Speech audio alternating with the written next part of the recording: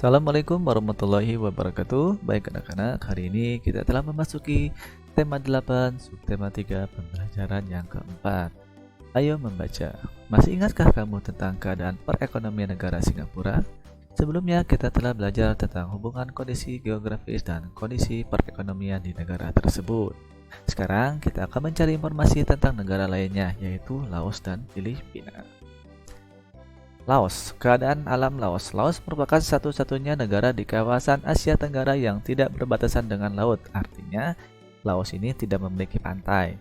Wilayah Laos bergunung-gunung. Sungai Mekong merupakan sungai utama. Daerah pertanian terpenting terletak di lembah Sungai Mekong.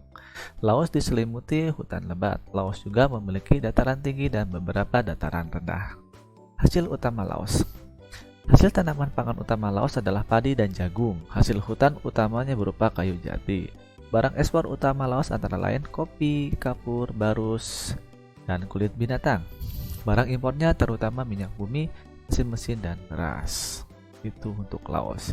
Negara yang kedua adalah Filipina. Keadaan alam Filipina. Filipina merupakan negara kepulauan. Sebagian besar wilayah Filipina berupa pegunungan. Gunung api yang terdapat di Filipina antara lain Gunung Mayon, Gunung Taal, dan Gunung Pinatubo. Sekitar 40% wilayah Filipina berupa hutan. Hasil hutan yang menonjol antara lain kayu bonian, kayu cedar, kayu eboni, kayu pinus, dan kayu mahoni. Hasil utama Filipina. Sebagian besar penduduk Filipina bermata pencaharian sebagai petani. Hasil pertanian utamanya antara lain pisang, jeruk, kelapa, kopi, tembakau, dan tebu. Tanaman pangan utama adalah padi dan jagung. Hasil ternak utama adalah sapi perah. Hasil tambangnya terutama emas, perak, dan tembaga. Hasil industri utamanya adalah tekstil, kertas, dan gula. Oke, nah tugas pertama kamu dari informasi di atas kamu mencari yaitu persamaan dan perbedaan mengenai negara Laos dan Filipina dalam keadaan perekonomiannya dan hasil utamanya. Ya, jadi kamu cari persamaannya apa, lalu perbedaannya apa. Ya, cari sebanyak-banyaknya. Itu untuk tugas kamu yang pertama di pembelajaran hari ini. Nah, untuk tugas kamu yang kedua, kamu mencari informasi tambahan mengenai kondisi geografisnya. Nah, kondisi tadi kan sudah ada kehidupan ekonomi dan hasil utamanya. Kamu mencari kondisi geografisnya di internet. Setelah itu, kamu cari hubungannya. Nah, seperti ini bentuk tugas kamu yang kedua, menganalisis negara Laos dan negara Filipina, hubungan antara keadaan geografis dan hasil utamanya. Oke, itu adalah tugas kamu yang kedua.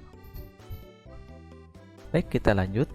Keadaan geografis Filipina hampir sama dengan keadaan geografis Indonesia. Hasil perkebunannya dan pertaniannya pun hampir sama.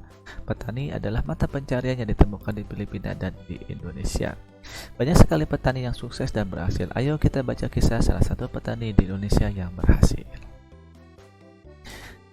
Nah, di sini ada judul Kisah Petani Cabai Sukses Untungnya Menggiurkan. Jawapost.com.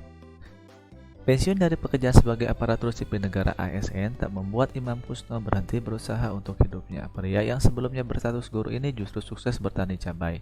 Hasilnya bahkan melebihi penghasilan tetapnya tiap bulan. Berikut kisahnya. Sudah 4 tahun ini Imam bergelut dengan tanaman cabai lokal. Dia menanam komoditas yang kini harganya selangit itu di atas tanah seluas sekitar 1 hektar di Desa Natai Raya, Kecamatan Arut Selatan, Kabupaten Kota Waringin Barat, Kobar, Kalimantan Tengah. Dalam 1 tahun, Imam mengaku bisa meraih untung hingga 100 juta dengan masa 2 kali panen. Itu dilakukan sendiri tanpa dibantu petani lainnya. Harga cabai yang kian mahal membuat penghasilannya bertambah. Harga cabai saat ini sekitar 150.000 per kilogram. Yang kita tanam ini hanya 1/4 hektar, sekitar 5 batang saja. Kalau pakai tenaga sendiri hanya 3.000 per batang. Biaya perawatannya hingga masa panen, ujar Imam Senin 20 bulan 2 saat dikunjungi di kebun cabai miliknya. Menurut Imam, bertani cabai seperti merawat bayi, harus tekun dan tidak boleh dibiarkan begitu saja. Ketika dipanen, para pedagang yang datang mengambil cabai ke rumahnya. Dia menjual sebesar 125.000 per kilogram. Tergantung kualitas bibitnya, biasanya harga normal dulu sebelum naik 20.000 hingga 40.000 per kilogram, ya, ujarnya. Imam menuturkan penyebab harga naik cabai di pasaran adalah cuaca yang tidak menentu. Hal ini menyebabkan beberapa penyakit cabai seperti jamur, hama, dan lainnya mudah menyerang. Hal yang ditakutkan pada cabai adalah apabila hujan siang hari karena jamur akan bermunculan. Karena itu setelah hujan tanaman cabai harus disemprot.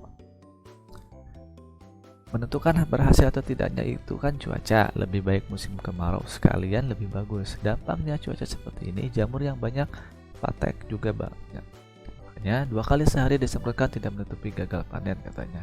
Sementara itu, Kasih Produksi Hortikula Dinas Tanaman Pangan, Hortikura dan Perkebunan Kabupaten Kobar, Legiman mengatakan petani cabai di Kobar paling banyak berada di Kecamatan Pangkalan Lada dan Arut Selatan.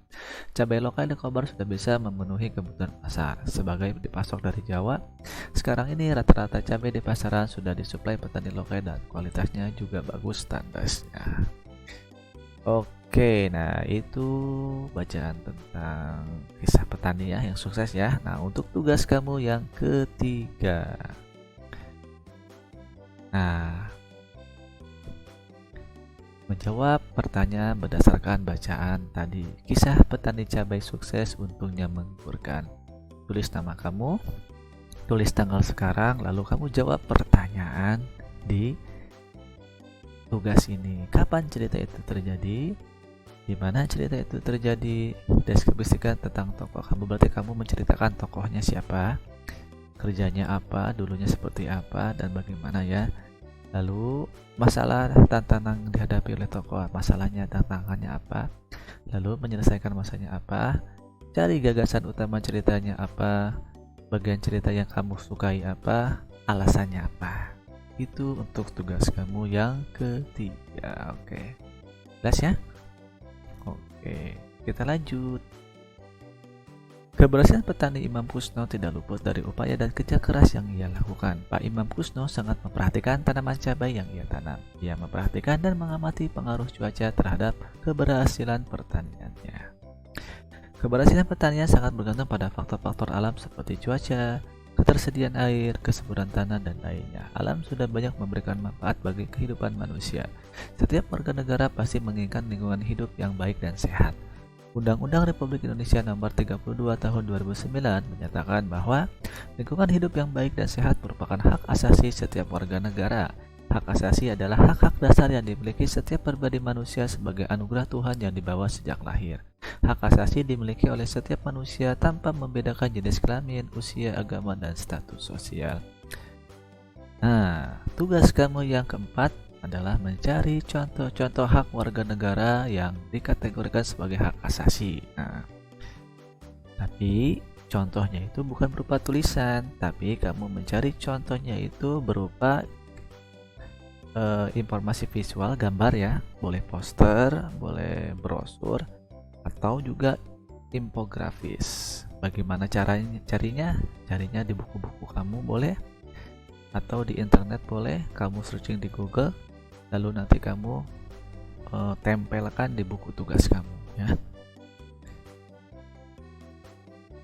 Kalau tidak bisa ditempelkan, kamu gambar sendiri boleh ya.